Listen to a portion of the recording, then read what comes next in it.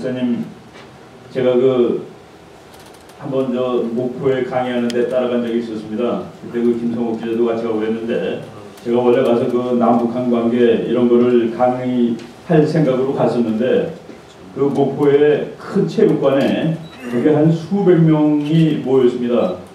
근데 거기서 제가 깜짝 놀란 거는, 저는 이제 목포, 호남 지방에 대한 우리 인식이 있지 않습니까? 근데 거기에 있는 수많은 사람들이 한쪽 손에는 태극기를 들고 있고 한쪽 손에는 미국 깃발을 들고 있는 거예요. 근데 그 광경이 너무나 충격을 받아가지고, 야, 내가 남북한 관계를 얘기해야 될 게 아니라 당신들이 오늘 미국 깃발을 들고 있어도 괜찮은 이유를 설명해야 되겠다 해가지고 그거를 한번 설명한 적이 있었습니다. 여기 목사님이 목사님처럼 얘기한다는 그 얘기를 들은 적이 있었는데, 제가 우리 부회장님 요구한 제목 말씀드리기 전에 우리나라에는 왜 사회주의자가 많은가에 대해서 잠깐만 제가 이제 경험으로 얘기하겠습니다. 우리나라만 많은 게 아니라 전 세계적으로 사회주의자가 압도적으로 많습니다. 사회주의라는 것을 우리나라에서는 북한 공산주의랑 이렇게 결탁이 돼 있어갖고 아주 농도가 진합니다. 악성 사회주의죠, 공산주의. 미국에도 사회주의, 리버럴이라고 그러는데 리버럴의 숫자가 훨씬 더 많습니다. 미국 대학 교수 중에서 예를 들어서 역사학자 한 5% 정도가 사회주의자가 아니고 나머지 사회주의입니다.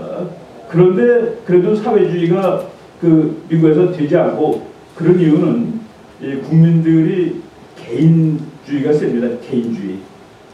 개인주의가 센데, 그래서 제가 학생들한테 그랬습니다. 너네들이 사회주의자냐 아니냐를 스스로 실험하는 방법이 있다.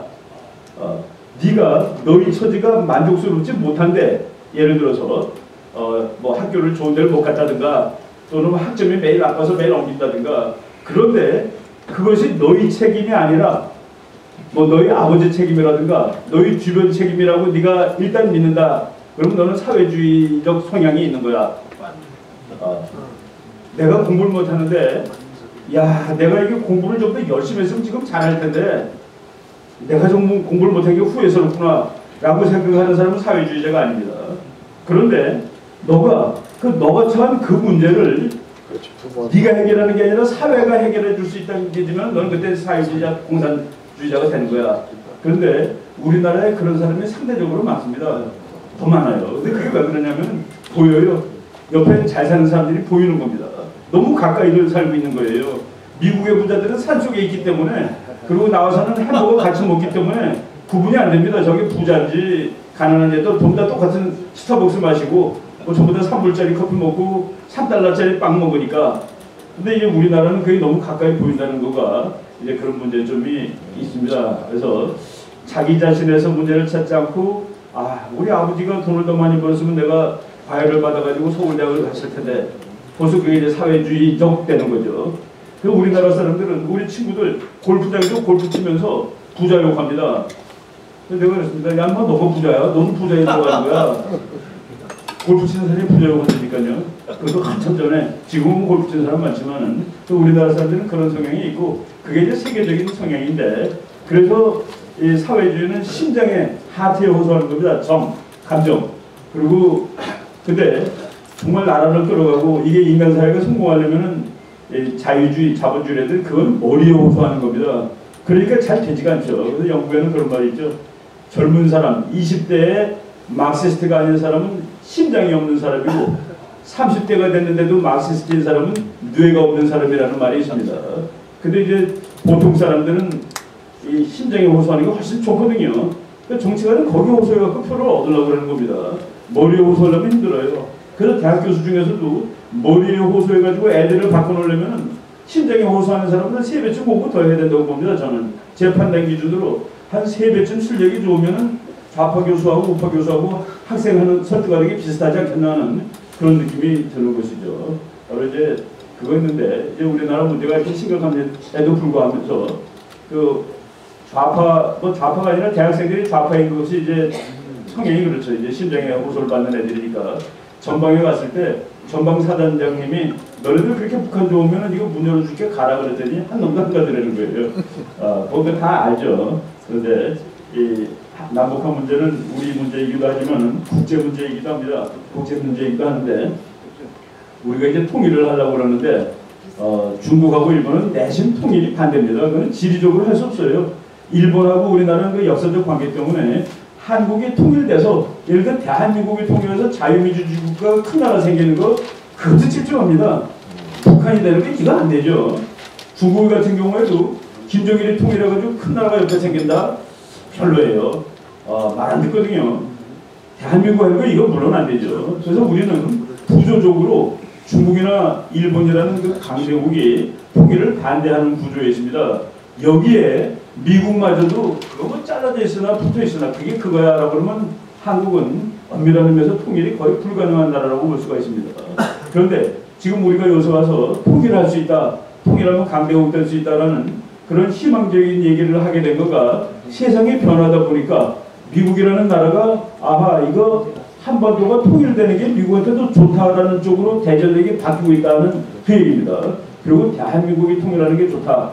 오바마 대통령이 이명박 대통령 대한민국이라는 나라를 무지하게 높게 평가하고 있습니다. 최근에 보면은 요번에 그 미국에 이제 가서 국회 연설하는 거 이런 것들 보면은 미국 사회에서 한국을 상당히 괜찮다라고 보는 것이 이제 눈에 보이는 것입니다. 근데 작년 이맘때예요. 미국에서 여론조사를 했는데 그게 국제정치 공부하는 사람한테는 아주 충격적인 여론조사입니다. 뭐냐면은 한국이 중요하냐라고 했더니 미국 사람 중에서 80%가 중요하다는 거예요. 한국 중요하다고 그러는 미국 사람 없었습니다. 어디 있는지도 모르는 나라죠 보통. 그런데 80%가 중요하다고 그러고 한국이 통일된다면도 한미동맹이 유지돼야 되느냐라는 그 문항에는 65%가 그렇다고 내려간 겁니다. 이건 충격적으로 높은 숫자입니다. 그래서 왜 그렇게 생각하냐 그랬더니 한국이 통일됐는데 미국이 한국하고 잘 지내면은 중국 막는 건 일도 아니다. 지금 중국이 커지는 게 이제 미국이 불안하죠. 옛날에 일본 커지는 거는 이거 격이 좀 다릅니다. 조그만 나라이기 때문에 중국은 그 자체가 이제 큰 덩어리이기 때문에 그런데 이걸 어떻게 막을까 하고 미국이 중국의 부상을 미국의 대전력에서 이제 억제하는 방향이 있는데 이거 한국 이게 물건이구나라고 지금 생각하고 있다는 그 얘기입니다. 그래서 이 지정학적으로 역사적으로 봤을 때 미국은 아시아의 균형을 잡기 위해서 중국이 힘이 셀 때는 항상 일본 편을 들었습니다. 그게 냉전 45년이죠. 그리고 일본이 힘이 셀 때 일본이 뭐 2차 대전 이렇게 막 그럴 때는 미국이 중국 편을 냈습니다. 그래서 미국은 중국과 일본 편을 오가면서 아시아의 균형을 유지했는데 중국과 일본은 전부 다 미국이 편의상 전략상 진정한 친구가 될 수 없는 나라들입니다. 미국하고 한 번씩 다 전쟁하는 나라들 아닙니까? 그런데 한국이 힘이 커지고 자기가 보기에 괜찮아지고 이게 통일까지 해가지고 이 동네 웬만한 나라가 되면은 미국이 한국과 결탁을 하면은 뭐 결한국 하면은 아시아의 질서를 미국이 아주 쉽게 유지할 수 있겠다. 중국의 도전도 막을 수 있고 라고 생각한다는 그 얘기입니다. 그 왕년에 한국은 미국과 그 강대국들 싸움에서 고래 싸움의 새우였습니다. 한국이. 그런데 지금 한국이 돌고래쯤은 됐는데 미국이 이 돌고래를 잘 자기가 가지고 있으면 중국도 막을 수 있고 일본도 견제할 수 있고 아시아의 균형 잡을 수 있고 우리가 앞으로는 우리보다 훨씬 더 힘센 그런 나라의 역할을 담당할 수 있다는 그 얘기입니다. 옛날에는 힘이 세도 맥을 못 썼는데 다른 힘이 더 세기 때문에 근데 앞으로 이 지정학이 우리가 통일하고 웬만큼 되면은 미국이라는 나라와 잘 연계하게 될 경우에 상당히 그래서 제가 우리나라가 강대국 갈 수 있다라고 이제 여러 가지 있는데 조건을 쓰는데 그 강대국의 조건 중 하나가 다른 강대국이 너도 강대국이야 하고 승인해주는 조건이 있습니다. 힘이 세고 돈 많은 나라가 강대국인데 거기에 아슬아슬한 나라가 역사적으로 이태리인데 이태리를 모든 국제정치학회에서 강대국으로 표시하는 이유가 다른 나라들이 이태리를 항상 강대국 대접을 해줬다는 그 조건이 있거든요.